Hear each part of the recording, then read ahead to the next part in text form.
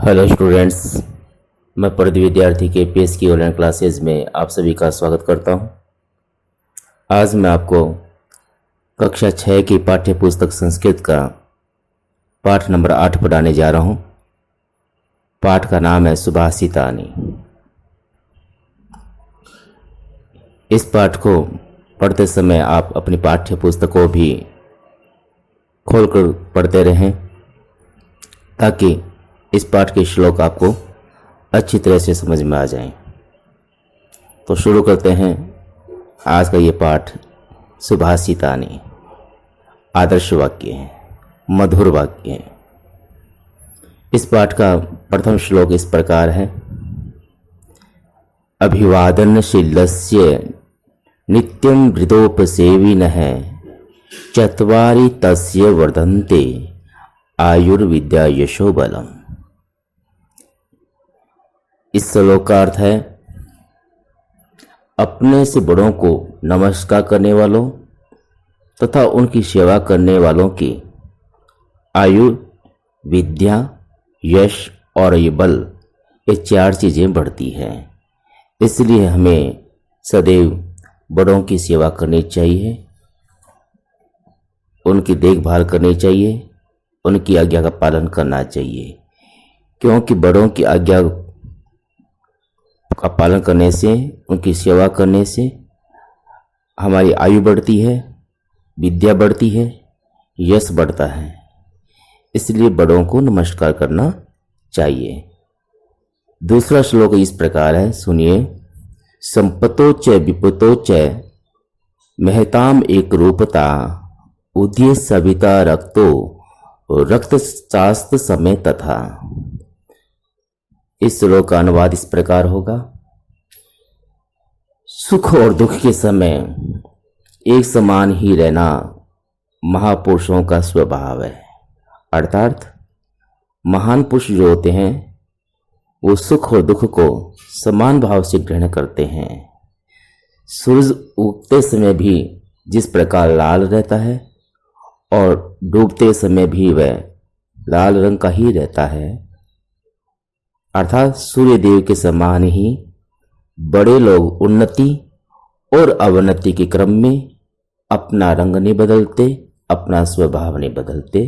अर्थात वह सुख और दुख में समान बने रहते हैं, अपना स्वभाव सरल बनाए रखते हैं। इसलिए महान लोगों की तुलना सूर्य के साथ की गई है।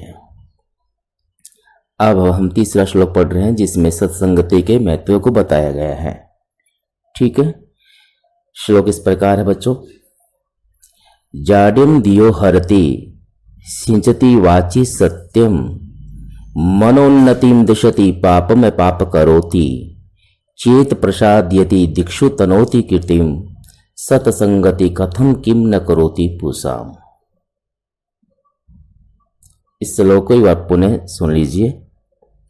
जाड्यम धियो हरति सिंचति वाचि सत्यम मनोन्नतिम दिशति पापम अपाप करोति चेतः प्रसाद्यति दिक्षु तनोति कीर्तिम सतसंगति कथय किम न करोति पुसाम।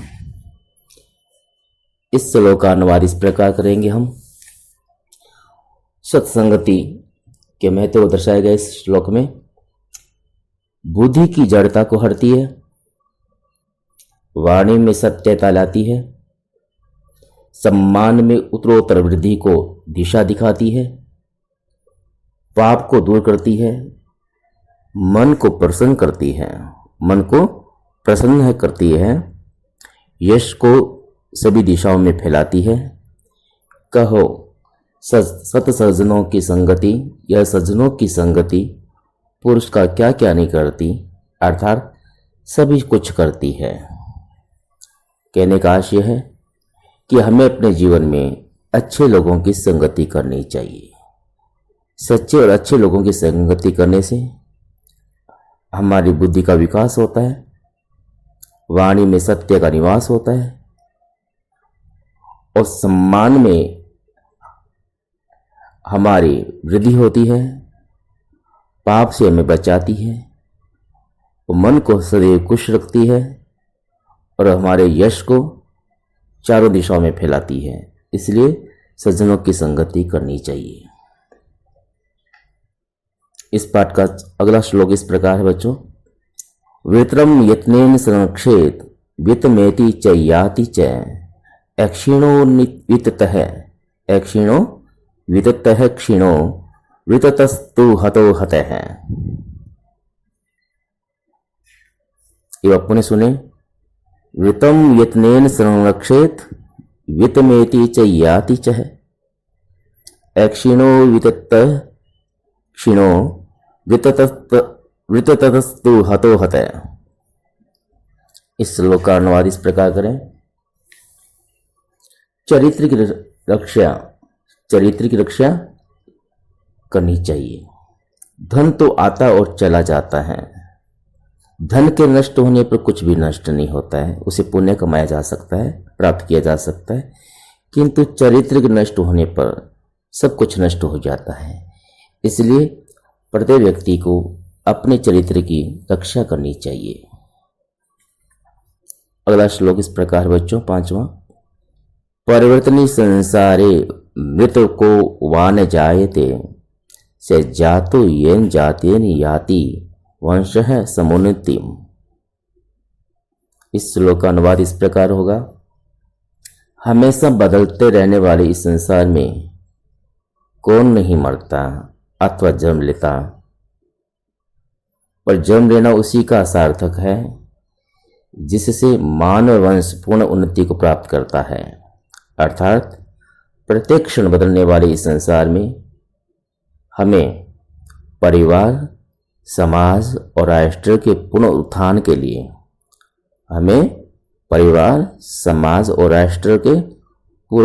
उत्थान के लिए विकास के लिए, प्रोग्रेस के लिए प्रयत्न करना चाहिए, जिससे हमारा जन्म लेना सफल हो जाए, सार्थक हो जाए। इसलिए हमेशा परिवार, समाज और राष्ट्र के विकास का कार्य करना चाहिए। इस प्रकार आज के ये पाठ हमारा यहीं समाप्त होता है। इस पाठ के साथ आपको प्रश्नोत्तर भी भेज रहा हूँ, वो आप लिखें, याद करें और साथ साथ में पाठ्य पुस्तक में छपे हुए शब्दार्थ आदि भी आप पढ़ते रहें, याद करते रहें। आप पढ़ रहे होंगे ऐसी मैं आशा करता हूँ। धन्यवाद।